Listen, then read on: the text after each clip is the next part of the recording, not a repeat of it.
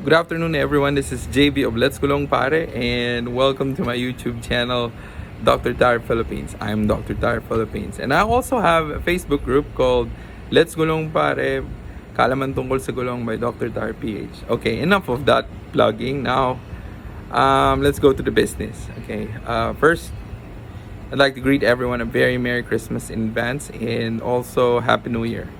Today is a very special day for me because this will be the very first tire damage assessment in video that I would post and upload in YouTube and also in the Facebook group. Now this is a very memorable tire damage to me because I've encountered this one when I started the career in the tire industry. I'm still in the tire industry, and when I look back, this is one of the most difficult that a tire engineer could encounter in the field to be able for mahirap siya i-explain sa consumers. Now, before we go to the tire damage assessment, let me give you a little bit of a background about myself. At least to give you much confidence. Why am I going to listen to this guy? Who is this guy? Who's Dr. Tire PH? Now, JB International Dr. Tire PH. I used to work for a tire manufacturing company, which is Michelin Asia Singapore Philippine Representative Office. I spent so much time there as a technical guy. Now, my role there was customer engineering support manager, product manager, field engineer, and product usage specialist. And I was their trainer and legal correspondent. Now, one of my roles, major role there, is to investigate the performances of our tires. So you could probably say I'm the quality assurance after production. There are quality assurance inside the factory, and then after it is produced and sold to the consumers, I'm one of those people who would investigate and monitor performances. I'm also one of those people who determines the performance of the prototypes that we deploy in each market or country. Now, I've undergone thousands of hours of training, and one of which is tire damage assessment. This I've seen thousands of scenarios, thousands of tire damages that a tire could experience in its lifetime during its usage, not during production but during its usage. Now, today I'll be able to explain to you this tire damage. The tire damage is called thread chipping. Okay, so when I started my career in the tire industry, and when I visit consumers, dealers, I always encounter this one, especially probably in a lot of passenger car radials and some of the SUV tires. Now, when I started the group sometime November, the Let's Gulong Pare, Kaalaman Tungkol sa Gulong by Dr. Tire PH, they sent me a lot of messages regarding this tire damage, and I would love to reserve this until I get a specimen again. So I went out and visited one of the dealer shops in the south, and I asked for a specimen. Okay, so now let's start with discussing how thread chipping manifests. Okay, so this is my specimen. It's a Yokohama 18555 R15 82 Victor, and the thread pattern of this Yokohama is a Yokohama Blue Earth. Okay, with a production date of 9th week of 2019. It's 2 years old. Okay, so please understand that the specimen I got is just Yokohama, and I'm not saying now to set your expectations. I've seen and observed this type of tire damage in other tire brands as well. For transparency, I would mention I've seen thread chipping occur with the Michelin XM1 and XM2. I've seen the Hankook Kinergy, and also just recently I've seen and observed some thread chipping as well with the Goodyear radials. Now, so I'll show you this damage. Okay, so this, ladies and gentlemen, this is thread chipping. This is how it looks like. So at first glance, it would look like parang kinahig ng manok or kinalmot ng pusa. Okay, so you can see, and some rubbers are were chipped off, you know. Okay, were chipped off. Some are quite deep, and as you can see, it happens. It generates in the edge of the sipes or the grooves. Okay, or on the edge of their thread blocks. Okay. Now this can manifest in localized or probably sometimes sa segment. So may ilang segment lang ng gulong mo or quadrant ng gulong mo that merong thread chipping. But in this example, like I said, it's a very good example. This tire damage runs from, you know, one spot of the thread rubber going circumferentially. Okay, as you can see, as we move it, it moves. When I move it circumferentially, you would see the thread chipping. Now, I've observed a lot in the field. Some that are wider than this, 10 millimeters. Okay, some are deeper than this, just like this one. This is most probably about when I measured it a while ago, it's about 2 millimeters deep, but I've seen about 4 to 7 millimeters deep. Okay, depending on where, depending on how deep the thread and the grooves are, and how aggravated the chipping that is occurring on the thread. Now, let's see. Okay, as you can see, I would flip this one. Okay, so this one, it hasn't reached the thread plies yet. Okay, this one, let's see, it hasn't reached the thread plies, but this is how it looks like. Sure looks bad, right? So if you're a consumer and you see this, you'd probably say, oh, there's something wrong with my tire, I need you to replace them. Now, let me flip my camera and explain to you, before I do that, again, before anything else, before we continue, let me correct those information that most damage assessor would say to consumers. So don't BS your way to your consumers. Research on this tire damage and ask your bosses, ask your tire designers, why is this happening? Do not say something, you know, like some sort of a BS to get away with this type of damage and, you know, get away with warranty. First, this tire damage had nothing to do with air pressure. Okay, we have done a lot of studies, you know, observe whether you're incorrect, overinflated or underinflated. It would not have a direct link with this thread chipping. Also, it had nothing to do with the age of the tire. Some assessors would say, kasi matanda na po yung gulong nyo. In this scenario, it's 2 years old.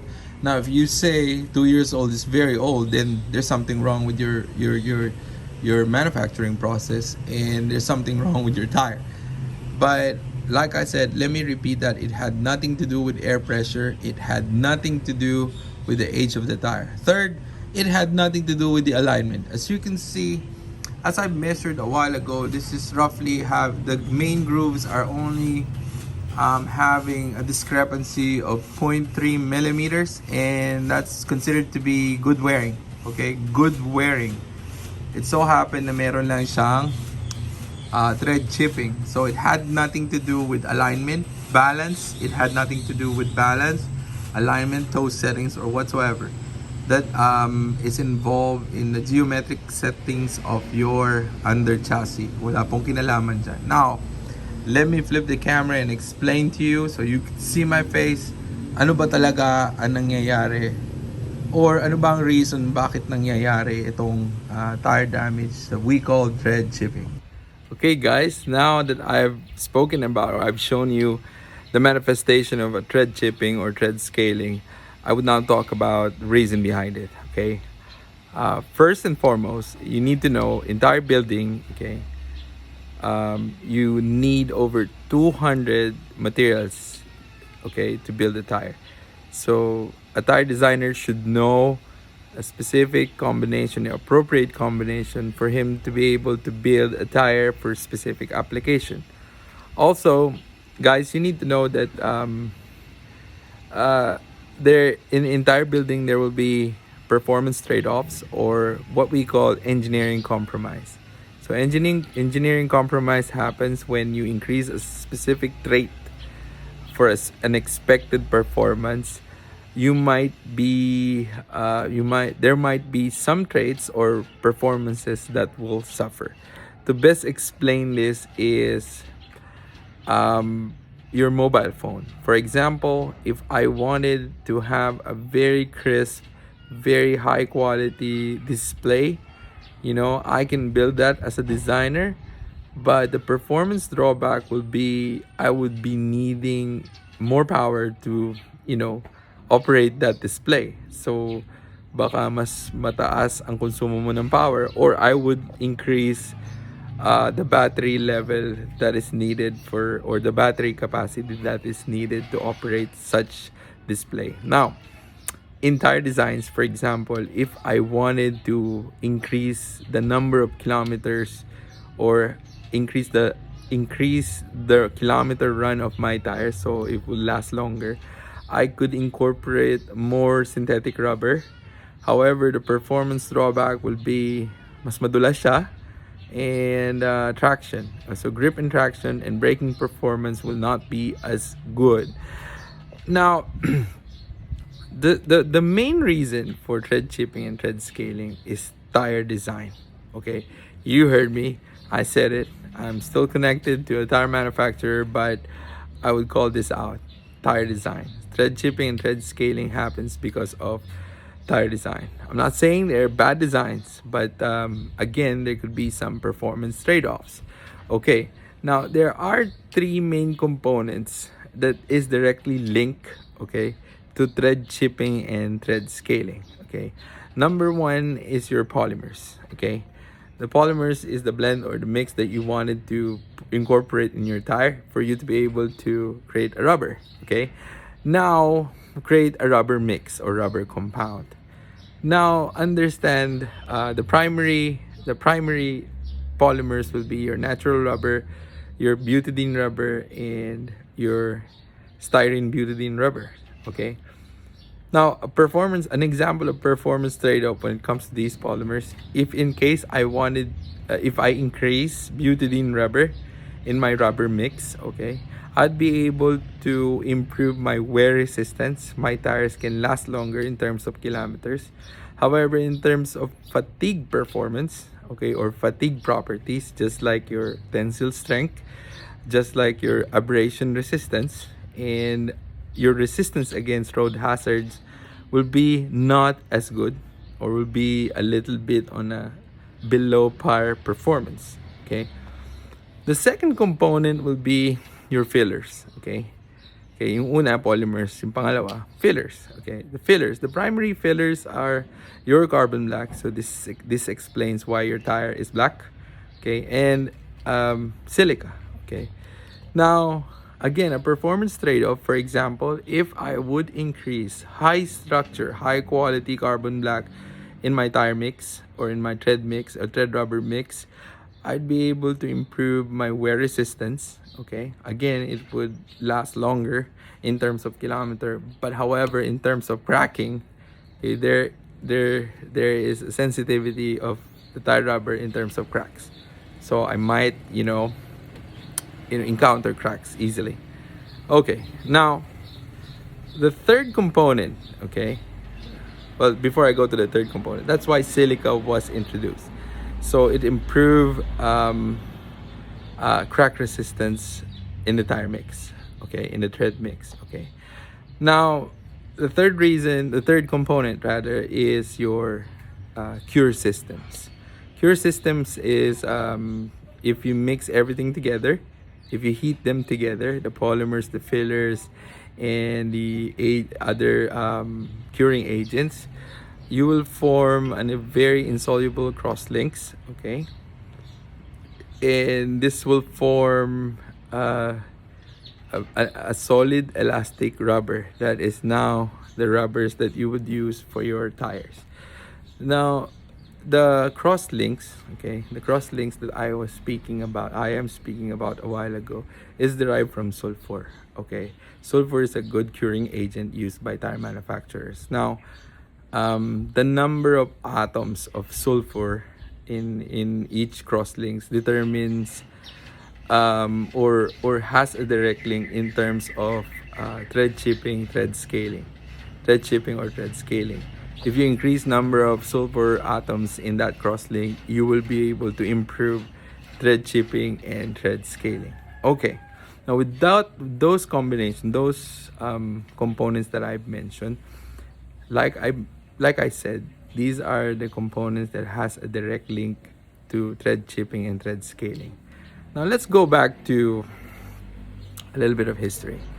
Okay, it was to further explain. Okay, it was 1992. Okay, when Michelin introduced the first energy tire, that is their patented name, trade name, Energy.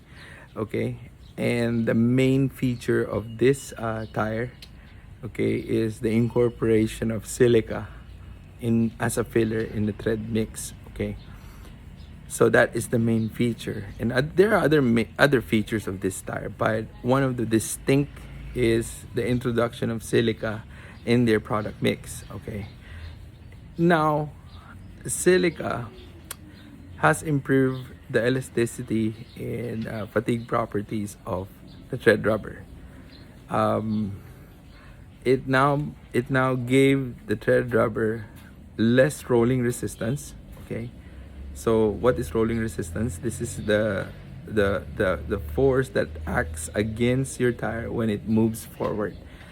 um, um, if you remember our physics lessons, yung mu, yung coefficient of friction, and the frictional force, this is the force that acts against your tire as you move your tire forward or rolls forward. Okay, silica had improved that.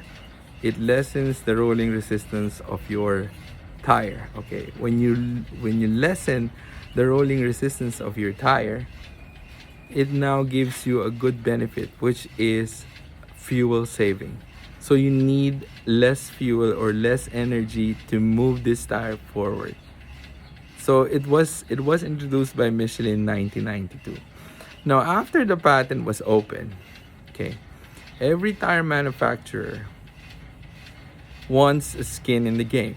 Okay, so they wanted to produce an energy efficient tire. They wanted to produce their very own version of a fuel efficient tire. So this resulted to Hankook releasing their Kinergy, Yokohama Blue Earth, Goodyear's Assurance, and the many version of the Michelin energy tires XM1 and XM2. So what is the performance drawback? The performance drawback now becomes this: the thread chipping and thread scaling. Okay, understand that when you incorporate a new component or a new filler, silica, you will have to reconfigure everything. You will have, I guess, because they wanted to offer their very own version, that they failed to see that they needed to do some changes in terms of their manufacturing process and the appropriate mixing of their polymers and fillers and the cure systems. So some are contributed by the cure systems, some are just the mixture of the polymers, and some are the fillers. But when I did my research, everything had something to do with this thread chipping and thread scaling. All those three should be configured well in order to prevent thread chipping: polymers, fillers, and the cure systems.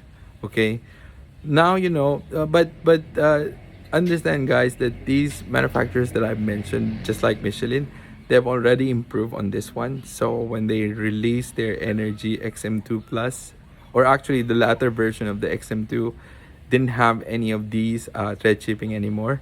And I think I heard Goodyear is also have improved their offer in terms of their efficient grip, and they launched another version of it just recently. But for the Yokohama, it still is being complained by some of the consumers and the customers. Not with me, not to me, but you know, I heard it from dealers and dealers and vehicle manufacturers. Now, before I end this video, I needed to answer the two questions. One, is it safe? Number two, is it covered by warranty? Okay. Number one, is it safe? Well, it depends on where you are on the remaining tread depth.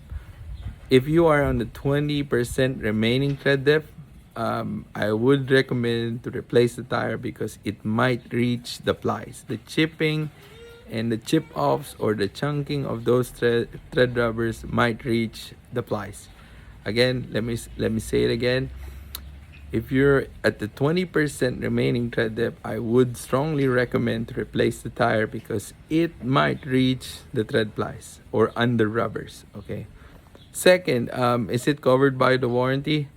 Well, it has to be covered by the warranty because it's a tread design issue. It's not off-roading issue. It's not usage issue.